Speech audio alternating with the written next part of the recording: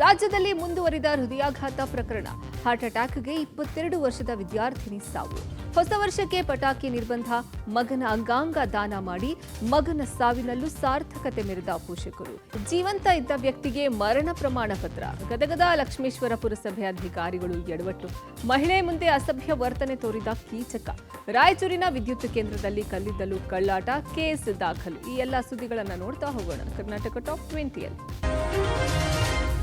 ರಾಜ್ಯದಲ್ಲಿ ಹೃದಯಾಘಾತದ ಸಾವಿನ ಪ್ರಮಾಣ ಮುಂದುವರೆದಿದೆ.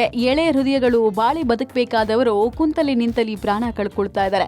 ಅದೇ ರೀತಿ 22 ವರ್ಷದ ವಿದ್ಯಾರ್ಥಿನಿ ಹೃದಯಾಘಾತಕ್ಕೆ ಬಲಿಯಾಗಿರುವ ಘಟನೆ ಚಿಕ್ಕಮಗಳೂರಿನ ಶೃಂಗೇರಿ ತಾಲೂಕಿನಲ್ಲಿ ನಡೆದಿದೆ. 22 ವರ್ಷದ ದಿಶಾ ಮೃತ ದುರ್ದೈವಿ.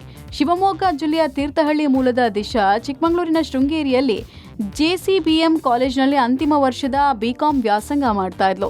ನಿನ್ನೆ ಶೃಂಗೇರಿ ಪಟ್ಟಣದ ಬಿಸಿಎಂ ಹಾಸ್ಟೆಲ್ನಲ್ಲಿದ್ದಾಗ ಇದ್ದಕ್ಕಿದ್ದ ಹಾಗೆ ಎದೆನೋವು ಕಾಣಿಸಿಕೊಂಡಿದೆ. ಈ ವೇಳೆ ಕುಸಿದು ಬಿದ್ದು ಸಾವನ್ನಪ್ಪಿದ್ದಾಳೆ. ಅಲ್ಲದೆ ದಿಶಾಗೆ ಚಿಕ್ಕ ವಯಸ್ಸಿನಿಂದಲೂ ಹೃದಯ ಸಂಬಂಧಿ ಕಾಯಿಲೆ ಇತ್ತು ಅನ್ನೋದು ತಿಳಿದು ಬಂದಿದೆ. ಗೋವಾ ಪಬ್ನಲ್ಲಿ ಪಟಾಕಿಯಿಂದ ದುರ್ಘಟನೆಯಾದ ಹಿನ್ನೆಲೆಯಲ್ಲಿ ಬೆಂಗಳೂರಿನಲ್ಲಿ ಹೊಸ ವರ್ಷಕ್ಕೆ ಪಟಾಕಿಗೆ ನಿರ್ಬಂಧ ಹೇರಲಾಗಿದೆ. ಡಿಸೆಂಬರ್ 31ರಂದು ನಡೆಯುವ ಕಾರ್ಯಕ್ರಮಗಳಿಗೆ ಬೆಂಗಳೂರು ಪೊಲೀಸರು ಗೈಡ್ಲೈನ್ಸ್ ರಿಲೀಸ್ ಮಾಡಿದ್ದಾರೆ. ಹೋಟೆಲ್, ಬಾರ್, ಪಬ್, ರೆಸ್ಟೋರೆಂಟ್ ಸೇರಿದಂತೆ ಕಾರ್ಯಕ್ರಮ ನಡೆಯುವ ಜಾಗಗಳಿಗೆ 19 ಅಂಶಗಳ ಮಾರ್ಗಸೂಚಿಯನ್ನು ಪೊಲೀಸರು ರಿಲೀಸ್ ಮಾಡಿದ್ದಾರೆ. ಕಾರ್ಯಕ್ರಮಗಳಿಗೆ ಸಂಬಂಧಪಟ್ಟ ಇಲಾಖೆಗಳಿಂದ ಅನುಮತಿ ಕಡ್ಡಾಯ ಹಾಗೂ ನಿಯಮಗಳನ್ನು ಪಾಲಿಸಬೇಕು. ನಿಗದಿತ ಸಮಯವನ್ನು ಪಾಲಿಸಬೇಕು.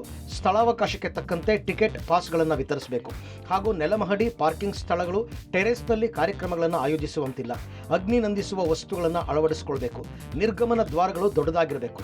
ಹೊಸ ವರ್ಷಾಚರಣೆಯ ಕಾರ್ಯಕ್ರಮಗಳಿಗೆ ಸೆಲೆಬ್ರಿಟಿಗಳು, ಡಿಜೆಗಳು, ನಟ ನಟಿಯರನ್ನು ಆಹ್ವಾನಿಸಿದ್ದಲ್ಲಿ ಅವರ ಮಾಹಿತಿಯನ್ನು ಸ್ಥಳೀಯ ಪೊಲೀಸ್ ಠಾಣೆಗೆ ನೀಡಬೇಕು ಅನ್ನೋ ನಿಬಂಧನೆಗಳನ್ನು ಹೇರಲಾಗಿದೆ. ಮಗನ ಅಂಗಾಂಗ ದಾನ ಮಾಡುವ ಮೂಲಕ ಮಗನ ಸಾವಿನಲ್ಲೂ ಪೋಷಕರು ಸಾರ್ಥಕತೆ ಮೆರೆದಿದ್ದಾರೆ.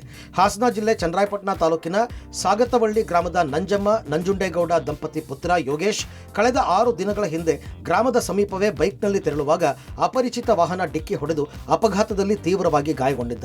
ಮೊದಲು ಹಾಸನದ ಖಾಸಗಿ ಆಸ್ಪತ್ರೆಗೆ ದಾಖಲಿಸಿ ನಂತರ ಹಿಮ್ಸ್ಗೆ ದಾಖಲು ಮಾಡಿ ಬಳಿಕ ಹೆಚ್ಚಿನ ಚಿಕಿತ್ಸೆಗಾಗಿ ಬೆಂಗಳೂರಿನ ಖಾಸಗಿ ಆಸ್ಪತ್ರೆಗೆ ಪೋಷಕರು ದಾಖಲಿಸಿದರು. ಯೋಗೇಶ್ ಸ್ಥಿತಿ ಚಿಂತಾಜನಕವಾದ ಹಿನ್ನೆಲೆಯಲ್ಲಿ ಪುನಃ ಹಿಮ್ಸ್ಗೆ ದಾಖಲಿಸಿದ್ದು, ಯೋಗೇಶ್ ಬ್ರೈನ್ ಡೆಡ್ ಆದ ಹಿನ್ನೆಲೆಯಲ್ಲಿ ಪೋಷಕರು ಮಗನ ಅಂಗಾಂಗ ದಾನ ಮಾಡಿದ್ದಾರೆ. ಇಂದು ಬೆಳಿಗ್ಗೆ ಝೀರೋ ಟ್ರಾಫಿಕ್ನಲ್ಲಿ ಆಂಬ್ಯುಲೆನ್ಸ್ ಮೂಲಕ ಮೈಸೂರಿನ ಖಾಸಗಿ ಆಸ್ಪತ್ರೆಗೆ ಅಂಗಾಂಗಗಳನ್ನು ರವಾನಿಸಲಾಯಿತು. ಯೋಗೇಶ್ಗೆ ವಿವಾಹವಾಗಿದ್ದು 2 ಪುಟ್ಟ ಮಕ್ಕಳಿದ್ದಾರೆ. ಕುಟುಂಬದ ಆಧಾರ ಸ್ತಂಭವನ್ನೇ ಕಳೆದುಕೊಂಡು ಕುಟುಂಬಸ್ಥರ ಆಕ್ರಂದನ ಮುಗಿಲು ಮುಟ್ಟಿದೆ. ಯೋಗೇಶ್ ಆಕ್ಸಿಡೆಂಟ್ ಆಗಿತ್ತು. ಅಲ್ಲೇ ಫಾಲ್ಟ್ ಔಟ್ ಆಗಿದ್ದ. ನಾವು ತುಂಬ ಇವೆಲ್ಲ ಇದು ಮಾಡಿ ಇಷ್ಟೆಲ್ಲ ಖರ್ಚು ಮಾಡ್ದೋ, ಎಲ್ಲನೂ ಮಾಡ್ದೋ, ಉಳಿಸ್ಕೊಳ್ಳೋಕ್ಕಾಗಲ್ಲ. ಬೆಂಗಳೂರಿಂದಲೂ ಬಂದು ಫಸ್ಟು ಬೆಂಗಳೂರಲ್ಲಿ ಯಾವುದೋ ಒಂದು ಕಂಪ್ನಿಲಿ ಸಣ್ಣದಾಗಿ ಕೆಲಸ ಮಾಡ್ತಿದ್ದ. ಮದುವೆ ಮಾಡ್ದೋ, ಎಲ್ಲ ಆಯಿತು. 2 ಮಕ್ಕಳು ಚಿಕ್ಕವು. ಆಮೇಲೆ ಹಲವಾರು ಬ್ಲಡ್ ಟೆಸ್ಟ್ ಎಲ್ಲ ಮಾಡಿಸಿದಾಗ ಅವರು ಬ್ರೈನ್ ಸ್ಟೆಮ್ ಡೆತ್ ಆಗಿದೆ ಅಂತ ಕನ್ಫರ್ಮ್ ಮಾಡಿದ್ಮೇಲೆ ನಾವು ಆರ್ಗನ್ ರಿಟ್ರೀವಲ್ ಟೀಮ್ ಬೆಂಗಳೂರಿಂದ ಬಂದು ಅವರೀಗ ಇವತ್ತು ಬೆಳಿಗ್ಗೆ ಆರ್ಗನ್ ರಿಟ್ರೀವಲ್ ಮಾಡಿದ್ದಾರೆ. ಲಿವರ್ನ ಮುಖ್ಯವಾಗಿ ತೆಗೆದಿದ್ದಾರೆ. ಹಾಗಾಗಿ ಕಿಡ್ನಿಗಳನ್ನ ಬಿಟ್ಟು ಲಿವರ್ ತೊಗೊತಾ ಇದ್ದಾರೆ ಮತ್ತು ಹಾರ್ಟ್ ವಾಲ್ವ್ಸ್ ತೊಗೊತಾ ಇದ್ದಾರೆ. ಇದನ್ನು ನಾವು ಮೈಸೂರಿಗೆ ಕಳಿಸ್ಕೊಡ್ತಾ ಇದ್ದೀವಿ. ಬೀದರ್ನಲ್ಲಿ ಬ್ರಿಮ್ಸ್ ಅಧಿಕಾರಿಗಳ ಮಹಾ ನಿರ್ಲಕ್ಷ್ಯಕ್ಕೆ ರೋಗಿಗಳು ಪರದಾಡುವಂತಾಗಿದೆ. ಬ್ರಿಮ್ಸ್ ಆಸ್ಪತ್ರೆಯ 6ನೇ ಫ್ಲೋರ್ನಲ್ಲಿ ಶೌಚಾಲಯದ ಪೈಪ್ ಲೀಕ್ ಆಗಿ ಶಸ್ತ್ರಚಿಕಿತ್ಸಾ ತೀವ್ರ ನಿಗಾ ಘಟಕಕ್ಕೆ ನೀರು ನುಗ್ಗಿದೆ. ಇದರಿಂದ ಸತತ ಹಲವು ಗಂಟೆಗಳ ಕಾಲ ಎಮರ್ಜೆನ್ಸಿ ವಾರ್ಡ್ನಲ್ಲಿ ನೀರು ನಿಂತಿದ್ದರಿಂದ ರೋಗಿಗಳು ಪರದಾಡಿದ್ದಾರೆ.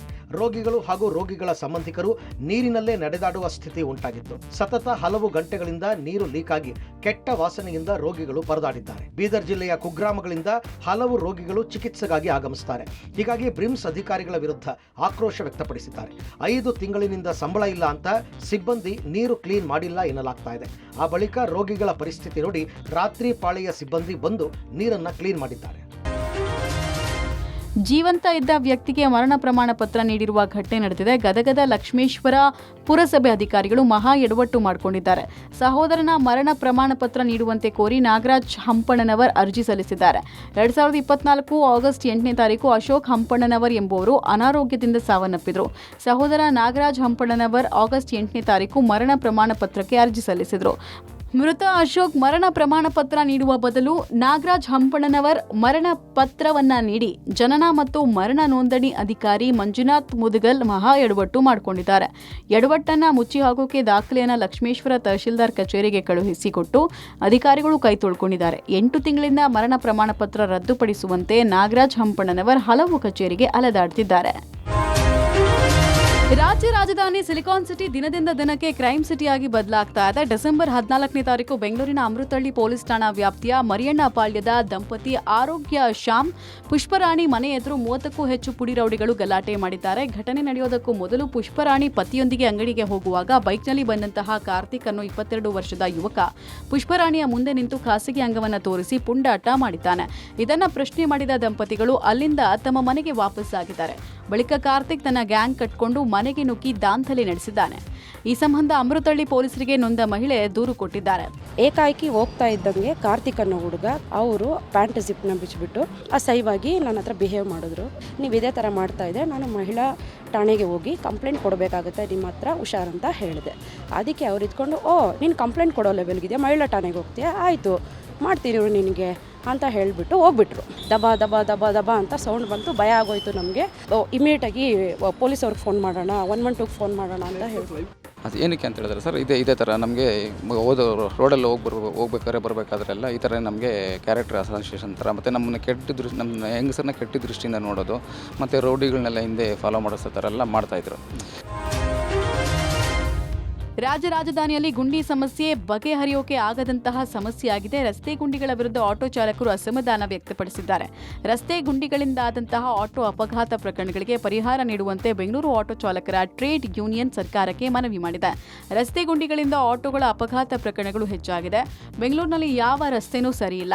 ರಸ್ತೆ ಅಭಿವೃದ್ಧಿಗೆ ಕೋಟಿ ಅನುದಾನ ಬಿಡುಗಡೆ ಆಗಿದ್ರೂ ಯಾವ ರಸ್ತೆ ಕೂಡ ಸರಿಯಾಗಿಲ್ಲ. ಪ್ರತಿನಿತ್ಯ ಗುಂಡಿಗಳಲ್ಲಿ ಹೋಗಿ ಆಟೋಗಳು ಡ್ಯಾಮೇಜ್ ಆಗ್ತಾ ಇದೆ. ದಿನಕ್ಕೆ 10 ಕಡೆ ಗುಂಡಿಗಳಿಗೆ ಬಿದ್ದು ಆಟೋಗಳು ಅಪಘಾತಕ್ಕೀಡಾಗ್ತಾ ಇದೆ. ಇದರಿಂದಾಗಿ ಚಾಲಕರಿಗೆ ಗಂಭೀರ ಗಾಯ ಆಗ್ತಾ ಇದೆ.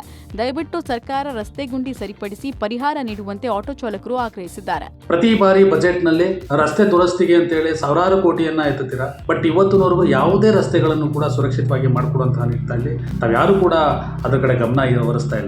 ಇದರ ವಿಚಾರವಾಗಿ ಸರ್ಕಾರ ಯಾವುದೇ ರೀತಿ ಶಾಶ್ವತ ಪರಿಹಾರದ ವಿಚಾರವಾಗಿ ಗಮನ ಹರಿಸ್ತಾ ಇಲ್ಲಿರುವಂಥದ್ದು ನಿಜವಾಗ್ಲೂ ಎಲ್ಲೋ ಒಂದು ಕಡೆ ಒಂದು ದುರಂತ ಅಂತಾನೆ ಹೇಳಲಿಕ್ಕೆ ಇಷ್ಟಪಡ್ತೇನೆ. ರಸ್ತೆ ಸುರಕ್ಷತೆ ಬಗ್ಗೆನೂ ಕೂಡ ಗಮನ ಹರಿಸ್ಬೇಕಲ್ವಾ. ಉಪಮುಖ್ಯಮಂತ್ರಿಗಳು ಕೂಡ ಗ್ರೇಟರ್ ಬೆಂಗಳೂರನ್ನ ಮಾಡಲಿಕ್ಕೆ ಹೊರಟಿದ್ದಾರೆ. ಅದು ಗ್ರೇಟರ್ ಬೆಂಗಳೂರು ಮಾಡ್ತಿರೋ ಇಲ್ವೋ ಗೊತ್ತಿಲ್ಲ, ಆದರೆ ಗುಂಡಿ ಮುಕ್ತ ನಗರವನ್ನು ದಯವಿಟ್ಟು ಮಾಡಿಕೊಡಿ. ಚಾಲಕರುಗಳು ಬದುಕಲಿಕ್ಕೆ ಒಂದು ಅವಕಾಶಗಳನ್ನು ಮಾಡಿಕೊಡಿ.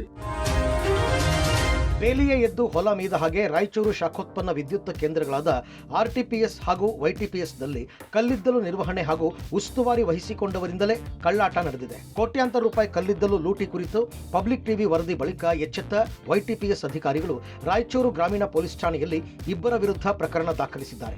ವೈಟಿಪಿಎಸ್ ಘಟಕಗಳ ನಿರ್ವಹಣೆ ಮತ್ತು ಚಾಲನೆ ಜವಾಬ್ದಾರಿ ಹೊತ್ತಿರುವ ಪವರ್ ಮೇಕ್ ಕಂಪನಿ ನಿಯಮ ಉಲ್ಲಂಘಿಸಿ ಲಕ್ಷಾಂತರ ರೂಪಾಯಿ ವಂಚನೆ ಮಾಡಿದೆ ಅಂತ ಪವರ್ ಮೇಕ್ ಕಂಪನಿ ಉಪಾಧ್ಯಕ್ಷ ಅಜಯ್ ಕುಮಾರ್ ಕೆ ಹಾಗೂ ಕಂಪನಿ ಉಸ್ತುವಾರಿ ಸುರೇಂದ್ರನಾಥ್ ವಿರುದ್ಧ ಪ್ರಕರಣ ದಾಖಲಿಸಿದ್ದಾರೆ. ವ್ಯಾಗನ್ಗಳನ್ನು ಸಂಪೂರ್ಣ ಖಾಲಿ ಮಾಡದೆ ಕಲ್ಲಿದ್ದಲನ್ನು ಹಾಗೆಯೇ ಉಳಿಸಿ ವಂಚನೆ ಮಾಡಲಾಗಿದೆ ಅಂತ ಎಫ್ಐಆರ್ ದಾಖಲಾಗಿದೆ.